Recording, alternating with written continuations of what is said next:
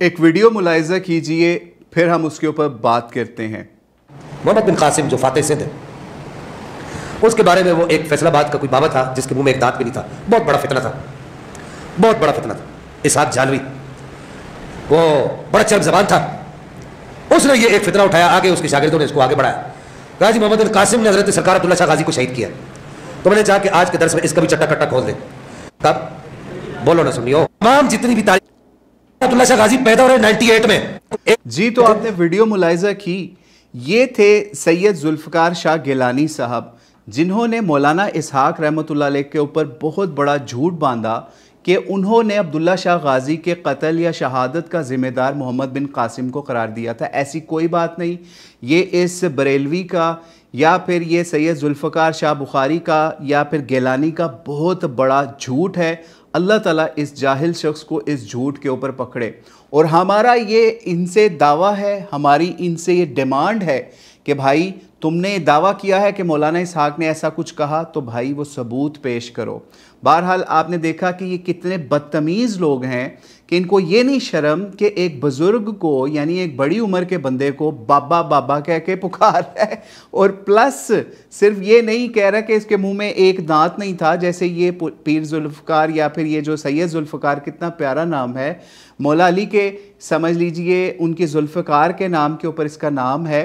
لیکن کام اس کے بنو امیہ کے سمجھ لیجئے ایک چھوٹو سے زیادہ کچھ بھی نہیں ہے۔ اور یہ کہتا ہے اس کے منہ میں، یعنی مولانا اسحاق کے منہ میں دانت نہیں تھے یا ایک دانت نہیں تھا، جیسے یہ مولانا اسحاق کے منہ میں گھس گھس کے ان کے دانت تلاش کرتا تھا۔ ٹھیک ہے، یہ ان لوگوں کی اوقات ہے، ان بریلویوں کی۔ بہرحال مولانا اسحاق نے کوئی ایسا دعویٰ نہیں کیا جو اس نے جھوٹ بولا، اور اب دیکھتے ہیں جواب کے اندر ان کے دعوے کی دلیل آتی ہے یا ایسے یہ بونگیاں مارتے ہوئے دنیا سے چلے جاتے ہیں۔ بہرحال اصل بات یہ تھی کہ مولانا اسحاق سے جب اس چیز کا پوچھا گیا کہ محمد بن قاسم نے کوئی ایسا معاملہ کیا اہل بیت کے شہادتوں یا ان کے قتل کے حوالے سے،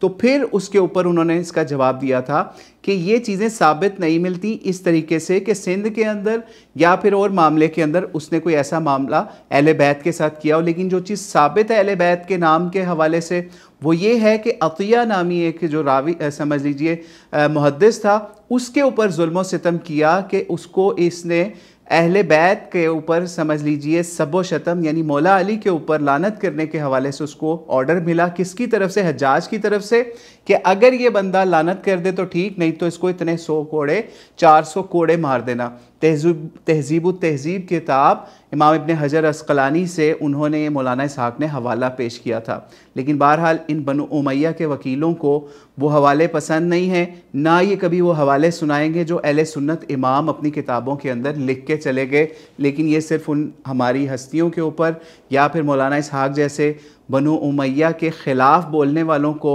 یا پھر ان کی سمجھ لیجیے ان کے مخالف اہل بیت جو تھے ان کی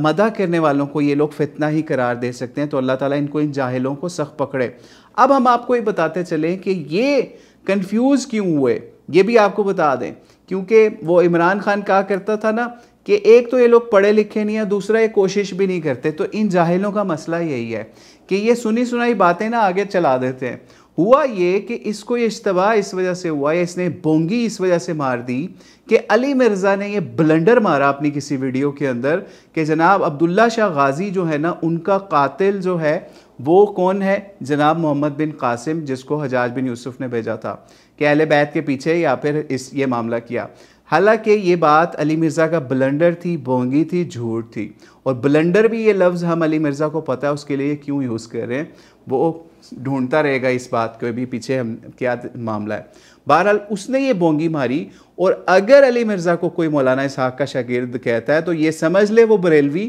کہ آپ کے بریلویوں کا بڑا جو اس وقت ہے کون؟ مولانا الیاس قادری حافظ اللہ صاحب، اور دوسرے رحمت اللہ علیہ آپ کے کون سے؟ یعنی غلام رسول سعیدی صاحب۔ ان دونوں کو بھی وہ اپنا امام یا پھر اپنا جو ہے سمجھ مربی یا پھر اپنا سمجھ لیں استاد مانتا ہے۔ تو پھر آپ یہ کہہ کے کہا کریں کہ یہ ہمارے ہی بڑوں کا جو شاگرد ہے نا علی مرزا، اس نے یہ بونگی بلنڈر مارا ہے کہ عبداللہ شاہ غازی کو محمد بن قاسم نے مروایا یا مارا۔